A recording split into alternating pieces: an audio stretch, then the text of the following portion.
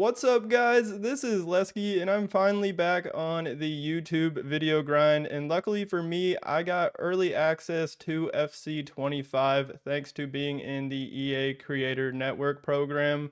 So I want to say thank you to the EA Creator Network for allowing me this opportunity and sponsoring this video. So the first thing I do when I get on a new FIFA is go to the settings and change my game settings, see if there's any new settings and all that, and just make sure I'm set up for when I get into my first match. So that's what we're going to be doing in this video. I'm going to be showing y'all my settings, and of course if I change anything as the game goes on, I will make sure to make an updated settings video for y'all. Alright guys, so I'm over here on the settings menu, and for those of y'all that don't know how to get here, I'll back out and show y'all really quick. So when you're on the main menu, you'll go to the top left right here and you'll see this little gear icon, and you're just going to click on that and that'll take you to the settings. And then we're going to click on the first one which says settings, and then we'll go over to game settings, which is really what we're just going to be looking at in this video. And starting with gameplay, you're going to have this on competitive if you are playing online. If you are offline, you can mess around with like custom settings, but for any online game mode, competitive master switch will be turned on automatically. So you might as well just have it on, and it's gonna disable some certain settings because that is part of the competitive master switch, and it actually lists them here for you guys. So for shot assistance, most of y'all will probably be using assisted like it's been ever since the start of FIFA pretty much. But last year in FC24, they added precision shooting, and I like it a lot, and some of my teammates even use it. It just feels more realistic, it's more satisfying when scoring, and once you get the hang of it, I think it's actually even better. You just have to be more precise with your aiming. But with that, you also get like a little tiny white line when you shoot, and that can also help with just aiming. But it really just takes some practice, some repetition, and you'll get the hang of it. And I think you'll eventually like it better than assisted. So I use precision, but of course, a lot of you guys will probably just stay on assisted. Time finishing is up to you guys. I have it on. If you don't want to do time finishing, then make sure to turn it off so you don't accidentally like red time shots. I like doing time finishing every so often. Then we go down to some passing settings where I have all of these passing settings on semi. That's just how I like it. Some of y'all might want it on assisted, like when it comes to crossing, ground pass assistance, maybe lob pass assistance. I just am more of a fan of semi. It's not a huge difference between semi and assisted, but I feel like you have a little bit more control of where the pass will go. There might be a lot of times on assisted where you are trying to pass to somebody and it ends up going to someone else. That kind of fixes this. You'll still run into that problem quite a bit, but I also feel like it helps if you want to pass it to your teammate's left foot or your teammate's right foot. Just kind of, you can kind of aim like a little bit more to the left of them or a little bit more to the right of them, and the pass will actually go to that foot. So you have a little bit of control when it comes to stuff like that, and I just really like having all my passing settings on semi, but of course, feel free to switch these up to your liking. Pass receiver lock, I have that on late. Precision pass sensitivity, normal. Then it goes down to defending. Clearance assistance, you'll want this on directional. It used to just only be classic, and then I think they added directional either last year or the year before.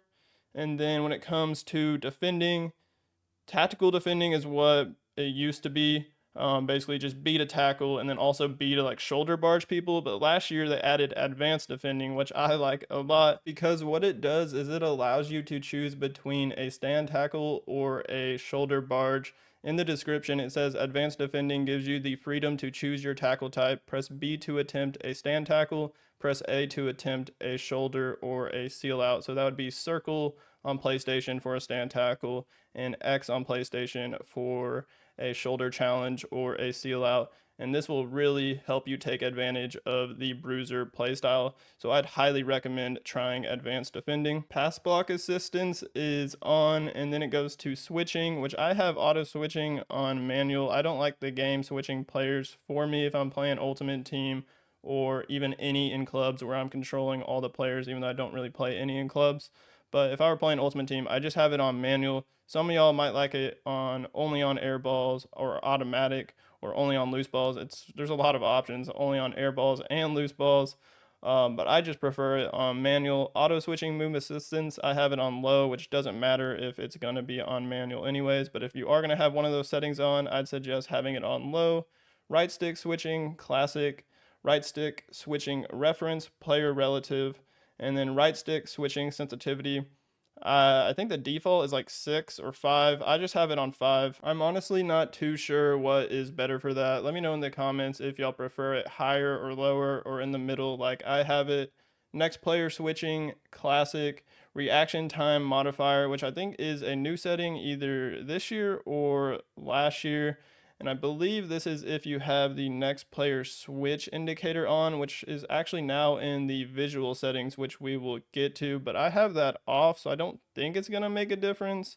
But it says when using the next player switch option, this modifier will take into account the delay in reaction time between the moment when you decide to switch players and when you actually press LB. This reduces instances where you decide to switch players, but by the time you press LB, the next player's switch target has already changed. So I believe that it's only going to make a difference if you have that setting on, which we'll get to eventually. And then there is a reaction time modifier sensitivity, which I just have on 5. Player lock, I also have on. If you're not going to use that, you can just turn it off if you accidentally press the left stick and right stick at the same time. But it is really good if you play Ultimate Team just to switch to another player and then call for the pass from the dude that has the ball. It actually can throw your opponents off quite a bit because not a lot of people do it. And then goalkeeper, save assistance, manual or semi, I heard is the best. I don't play very much goalkeeper at all. I think if you're kind of new to playing goalkeeper, semi might be the best option. I wouldn't go assisted, but once you get more of the hang of it and you're more experienced, I think manual is the best way to go. Let me know in the comments if y'all play goalkeeper and which setting y'all like. And then the last one is analog sprint, which is preference. I have it on. I just like to be able to control the speed of my sprint, but I know a lot of people turn it off or you just instantly can just get up to speed right as you press the right trigger. And it's the same for analog sprint on. I don't think it makes a difference. Some people used to say a couple titles back that analog sprint made you slower, but I really don't notice it and I don't think it matters at all. I just like it on. I'm now over on the camera settings and I like to use the co-op camera for when I play clubs or ultimate team. So I have all these set to co-op, and then there is the rush camera setting now, which is the new 5v5 game mode. And I think it would be really cool to try end to end if it works great. I haven't tried it yet, but I think that would be really cool to try end to end or even rush pro, but the pro camera usually isn't that great, but end to end could be a bit better. If I don't like those, I would probably just go to rush broadcast over tactical, or maybe tactical is good. I really like to have it zoomed out a bit so where I can see the whole pitch. And then I go down to these custom camera settings and switch up the camera a bit more. So I turn the zoom all the way to 0 so it's zoomed out as much as possible. And then I have the height at 5, far side focus 10, ball tracking speed 0, penalty area zoom 0. That's pretty annoying to have that on. And then this is only for the pro camera, the zoom, the speed, and the swing, but I just put that to 0. And then lastly, the power shot zoom I have off. For visual, there are some settings I like to change. For the HUD, I have player name and indicator, player name, player indicator size, default, indicator fade on, communication system on, which is actually new. It says changing this setting will toggle the communication system present in Rush and clubs. That could get annoying if people will spam it, but for now I'm going to have it on. Playstyles plus overhead indicators. I have this on for now, but I know last year it made your game stutter and lag a bit, and I pretty much had it on the entire year except for like the last month or two. I turned it off and it actually fixed the lag. So hopefully for FC25 it's not lagging. So I'm going to have it on for now, but I might eventually turn that off. Next player switch indicator off. That was that one setting back on gameplay that I was talking about where I think if you have this off, it's not going to affect it. That setting won't make any difference. But I have that off because I just don't like it. Player base difficulty indicator off. Hold to skip off. So you can just tap to skip instead of holding it. I don't know why anybody would want to hold it.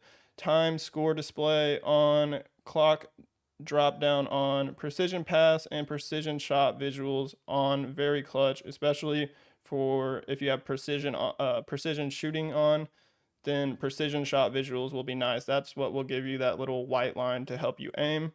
Radar 2D, and then all of this is basically default, I believe. And then I do turn off scrolling lineups, and then I have the little controller overlay on my screen because I feel like it's pretty good for content. So y'all can look at the controller and see what I'm doing. And then HyperMotion Insight overlays. I'm actually going to turn that off because I think I also heard last year that it kind of lagged the game. So yeah, I'm going to have that off. Player performance widget on. Measurement system, that's up to you guys. And then this is also new, tactical chalkboard. So I'm going to try that on and see how it goes. Same with tactical suggestions, notifications. And then I think this is default, just display on stoppages. AR coach and rush. This could be good if you're new to rush and if you don't have like any teammates, you're playing with randoms, it might be good to have it on. It'll kind of just tell you what spaces on the pitch are open, need to be filled by someone, or if no one's back on defense, someone needs to get back and cover so you don't get countered. So that could be good to have on, but I'll probably have it off. And then ping system I also have on, which is new for Rush. The last setting I want to show you guys is graphics mode, and I think this is new this year. I'm not sure if it was in FC24, but I have it on enhanced visuals, and then the other option is favor resolution, but it says both modes target 60 frames per second, ensuring a responsive gameplay experience. So it shouldn't matter when it comes to the FPS. So I'm just going to try it on enhanced visuals. So that is all the FC25 settings I wanted to show you guys in this video, but I also want to mention my Xbox Elite controller and that I use paddles when I play FIFA. So I have two paddles on my controller, as you can see right here, and when I'm holding it, it looks something like this. So I have one paddle right here mapped to LB and another mapped to RB, and on PlayStation that would be L1 and R1. And it's just so useful in FIFA. There's so many different things where you have to use the bumpers when it comes to different types of dribbles, like the technical dribble, the strafe dribble, skill moves. You use a lot of the bumpers, different types of passes, driven passes, lofted passes like LBYs, and it also is really good for Trivela if you want to do a Trivela, which is LT or L2 on PlayStation, and also do like a Trivela through ball in the air. That's a lot of buttons, so it just makes it easier. And then when it comes to like defense, if you play Ultimate Team or any in clubs, being able to do the second man contain button, just always have your finger on it. It's just been so overpowered the past few years. It just makes it a lot easier to do that second man contain. Or even if you don't play any or Ultimate Team and you're just the captain of your club's team and you're playing with AIs, it's just easier to hold down that second man contain button because it's just so good with AIs. And then just a bunch of other stuff like shots also, like finesse shot, power shot, chip shot. It's really good, and I'd highly suggest just trying it out. It might take a day, a couple days, few days to get used to it, but don't get discouraged.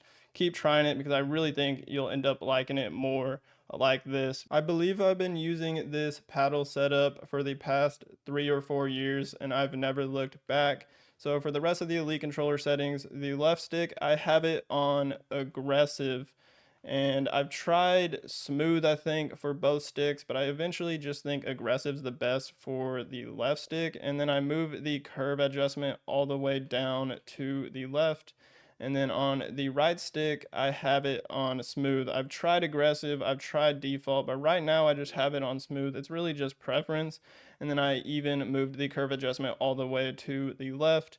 For triggers, the left trigger, I have adjusted this one. It's usually all the way at 100, but I change it to 20 so you don't have to press the trigger down as much for it to input that button. And then for the right trigger, it's a bit different. I have it at 80 because I use the analog sprint setting turned on. So I want that gas pedal effect where I have some range to adjust the speed of my sprint.